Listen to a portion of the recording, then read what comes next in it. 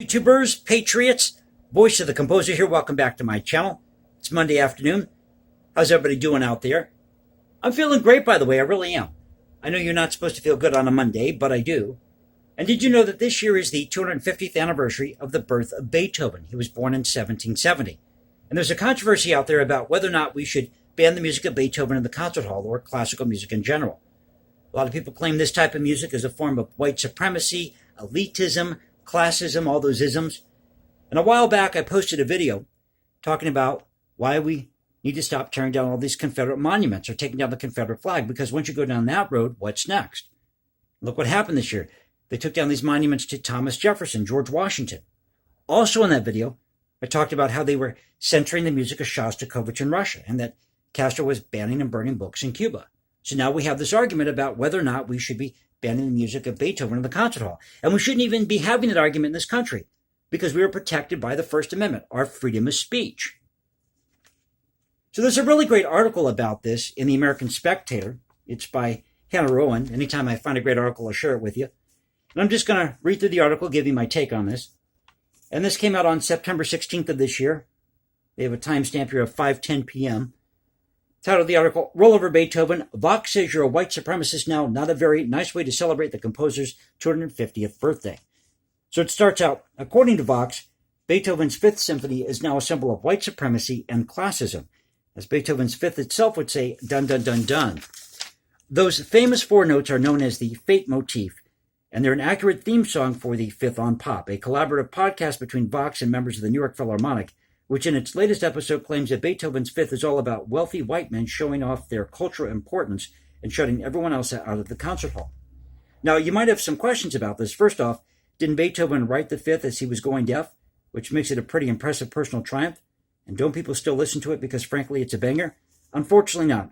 For women, LGBTQ plus people, and people of color, the podcast introductory notes say, quote, Beethoven's symphony may be predominantly a reminder of classical music's history of exclusion and elitism, unquote. Well, actually, I can tear a hole through these two people's argument because I write music. I've studied music history. I know the names of composers that you may not be familiar with, lesser known composers, and I talk about them a lot here on the series. Let me give you a few.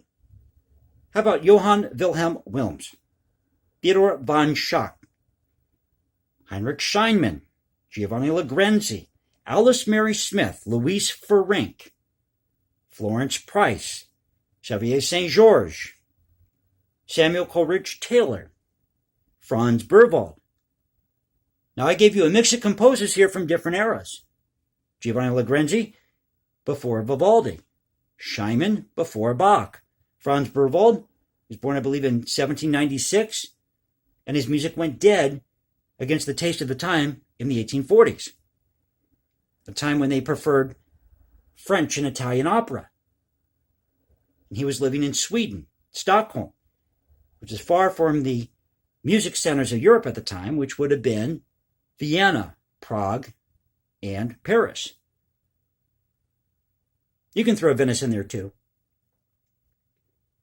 But there are a lot of great composers whose names we don't know today. A lot of composers who died in poverty. Give you a great example of this. Franz Schubert. He was cheated out by his publisher. He died in poverty. Died of syphilis. What about Mary Balakirev? Balakirev started the Mighty Five in Russia. They're looking for Russian nationalism. That Russian style of music. The Mighty Five included not only Balakirev, but Rimsky-Korsakov, Mussorgsky, Kai, and Borodin. Balakirev died in poverty. So no, this music is not based, Harding and Sloan, on white supremacy or elitism or classism.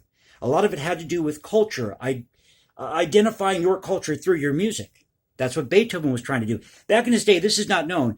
We seem to think today, because we know the names of Beethoven and Mozart, or Haydn, that the Germans dominated the music scene. Well, that wasn't the case. It was the Italians, it was the Bohemians in those days, not the Germans, that dominated the music scene. And that's true. There were a lot of German composers, but they weren't as well known, or rather, that time period was dominated by taste in the Italian or the French or the Bohemian. I'll give you a great example of this. Anton and Paul Reninsky, they were brothers. One was in Bonn and one was in Vienna.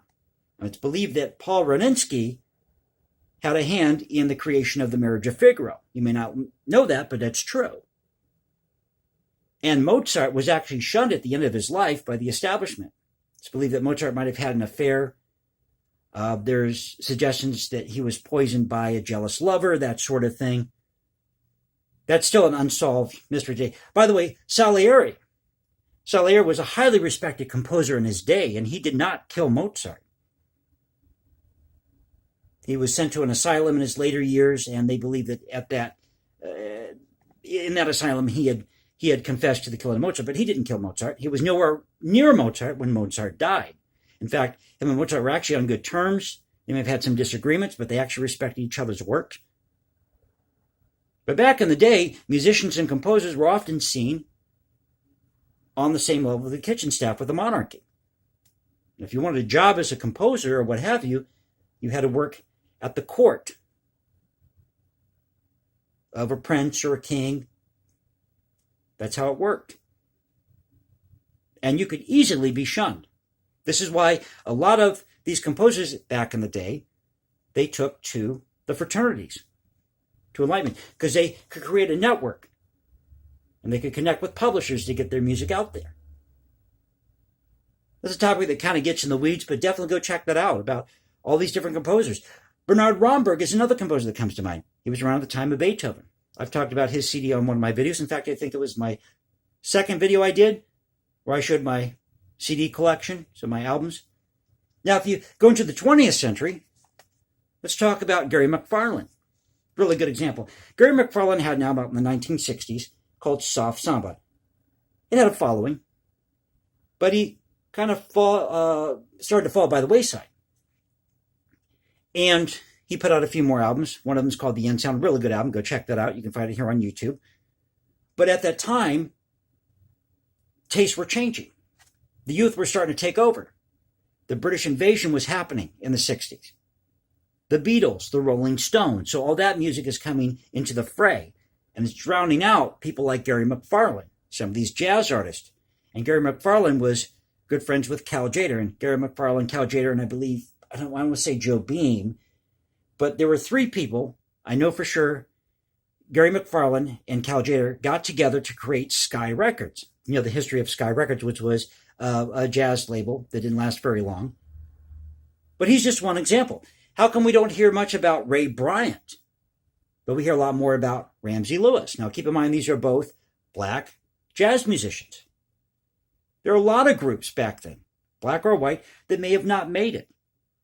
Don't blame it on white supremacy. Don't blame it on elitism or classism. Blame it on the free market if you want. Maybe the record labels. Some things take off, some things don't. We see that today with Top 40 Radio. Someone may have a hit on the radio for 3 weeks and then it dies out. Somebody may have a hit on the radio that lasts for 20 weeks. It's just a luck of the draw. It always has been in music. And back then it wasn't called classical music or music of the elite. Now, yes, if you had money, you would have these connections with possibly the monarchy, but that wasn't always guaranteed. And there were people who were fighting for that position as court composer or what have you. But if there was white supremacy, why do you think that Bach traveled, 200 some odd miles by foot to see Buxtehude? And the music of Bach was practically unknown until the time of Mendelssohn. Maybe very few people knew about the music of Bach or actually Vivaldi. But like I said, before Vivaldi, we had Legrenzi. So these two people, have absolutely no idea what they're talking about. Take it from somebody who writes music, who studied music history, who knows these composers backward and forward. Here's another good example for you. What about Stravinsky? What about his Rite of Spring? When it first premiered, people don't like it. There were fistfights in the audience at the premiere of The Rite of Spring. Do you think that his whiteness prevented that from happening? No. So Harding and Sloan need to go back and reread music history. And they need to discover these lesser-known composers, like I mentioned. Theodor von Schack, Johann Wilhelm Wilms, Antonio Cartalieri. You have Florence Price, Alice Mary Smith, Louise Ferenc, Fanny Mendelssohn. So it really gets me when I read this and they want to say that this type of music is all about elitism. Well, that's a slap in my face because I write music. I love writing music. I'm not rich and I'm white. So a couple more parts of the article here. It's about a 6-page article. I don't have time to go through all of it. So here's a part here about concert etiquette. This has always been a controversy. As for concert etiquette, the Fifth on Pop co-host harp on old debates about when you should clap and when you shouldn't, when you can leave your seat, and when that's disruptive, what you should wear, and when you should unwrap your lozenges. So no unwrapping your lozenges between movements, please. Goes on to say, they hit on classical music's record of segregation and racism, too, though critic James Bennett's second story of a man berating him for taking notes during a concert is more a sign of how much concertgoers don't understand about the classical music world in 2020, and of how deficient they are in basic etiquette, like not rebuking other audience members for doing their jobs, more so or other than any sort of discrimination. The problem with Harding and Sloan's criticism of the 21st century concert scene, and this is in parentheses, may it rest in peace thanks to COVID, isn't that they feel uncertain about what is expected or that they want a less rigid musical experience. Many people agree with them and have been making these arguments for a long time. It's the endless hyperbole and projection. It's that they decide to turn their insecurity about wearing the wrong shoes into a claim that people who adore classical music and want to give their full attention to the performance have it out for them, or for anyone who doesn't look like them. And again, anecdotally, in 2020, audiences are not nearly so all white as is convenient for them to claim. As I talked about these composers, some who were African American, like, say, Georges and Price, and you have Samuel Coleridge Taylor, Edmond Dadi. So go check these composers out, folks. A lot of great music out there by many different composers from many different walks of life. Either you like a piece of music or you don't. They also go on to talk about in this article, or Hannah goes on to talk about here, the influence of Beethoven's music during World War II, specifically the Fifth Symphony. And this is two-part. The symphony's famous shift from a minor key to a major key is interrupted as the symbol of the rise of a new bourgeoisie class. And the Nazis used the, quote, fate motif to justify the disgusting ideology. And the Allies adopted it too, a contradiction to the, quote, symphony of evil thesis that is mentioned, but the import of this isn't discussed. After World War II, the Fifth earned a new nickname, the Victory Symphony, so clearly political interpretations vary. It's almost as if the music was about something beyond politics. Well, what happened was that we as Americans, the Allies, we took the Fifth Symphony because of Morse code, dash is the letter V. We used that for V for victory. And we turned the opening of Beethoven's Fifth Symphony around on the Germans. It was supposed to represent German culture. That's why they used it. That's why they used the music of Anton Bruckner. Oh, another composer who did not do very well, Anton Bruckner. He was not respected till the very end of his life. In fact, the performance, or rather the premiere of his Third Symphony was such a disaster. People literally fled the concert hall and the musicians fled the stage. There's Anton Bruckner standing on the stage with just a handful of musicians. He was so embarrassed. This is happening to Anton Bruckner, who, as we now have found out, was one of the great symphonists of the 19th century. But at the time, he was not recognized as such. They called him a country bumpkin. That's what they thought of him. He was from Austria. They thought he was somewhat awkward in his mannerisms. He wore a large overcoat, top hat. His hair was cut too short. They thought he was an oddball. That's what they thought of Anton Bruckner, although he was well respected as an organist, and he would tour as an organist. But his symphonies did not go over very well. It wasn't, I believe, until the fourth that he had some success. Actually, the seventh is what sealed his fate as a composer. Because the seventh, which premiered in 1884, was a huge success. 7 symphonies, and Bruckner got it right. I personally love his fourth. Actually, I love the First Symphony. The Second Symphony is really good. And in 2000, check out this release from Naxos. They released the original version of Bruckner's Third Symphony, that symphony I just mentioned, that had a disastrous premiere. The first movement alone is 30 minutes long. Now, depending on the performance by the orchestra, it might be about 27 to 28 minutes to 30 minutes. But this is a fantastic performance of Bruckner's original version of his Third Symphony from the Naxos label. It came out in 2000. It's with the Royal Scottish National Orchestra and George Teitner. Now, George Teitner was a student of Frederick Schalk, who was a student of the composer Anton Bruckner. Thought you might like to know that. A lot of cool stories in history, a lot of great music out there, whether it be classical, jazz, rock and roll. By the way, guess who Jimi Hendrix got some lessons from? He got them from Roy Clark. Yeah, Roy Clark taught Jimi Hendrix a couple licks. And Roy Clark, a very good guitarist.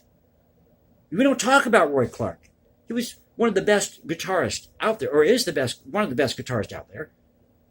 But those who know inside the industry know Roy Clark.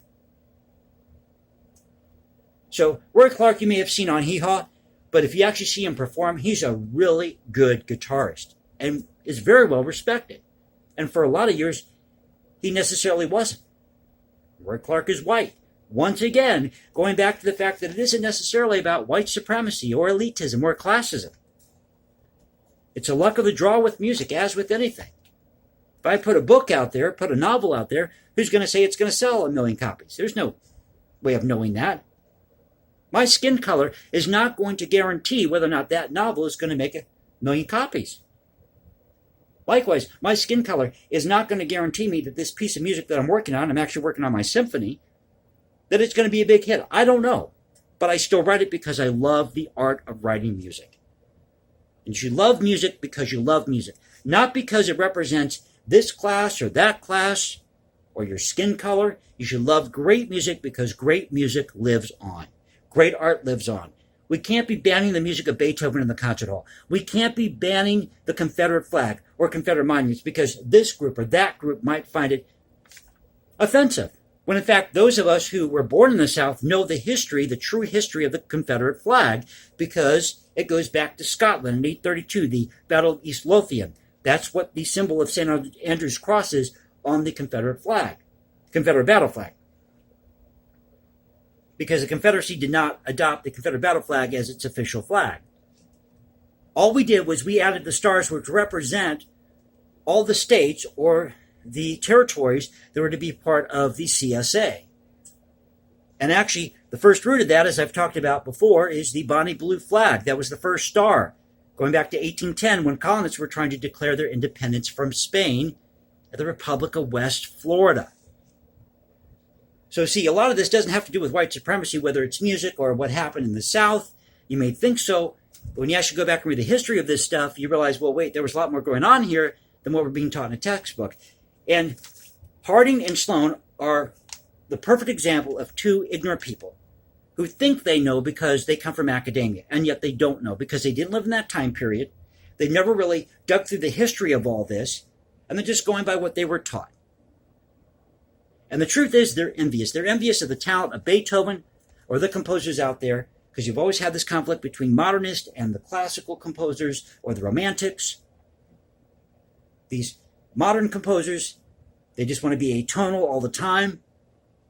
They look down on the romantic composers. Talk to any atonal composer today, any modern composer. They will tell you that they don't want to write in the style of Beethoven or Mozart because that's old school. Well, the truth is that they're envious of the talent that these people had. But that talent is available to anybody if you exercise your mind, and you're willing to sit down and take the effort to do it. So no, this has nothing to do with white supremacy or elitism or classism. Great music and great art live on because great people, they create it and they want to share it with other people. So I hope you enjoyed the video. If you did, please click that like button, subscribe, hit me up on Instagram at #JasonComposes, leave comments below, or you can now reach me at Voice of the Composer Twitter. This is Voice of the Composer saying peace out. I'll catch you next time. Stay safe, everybody, and God bless this great country.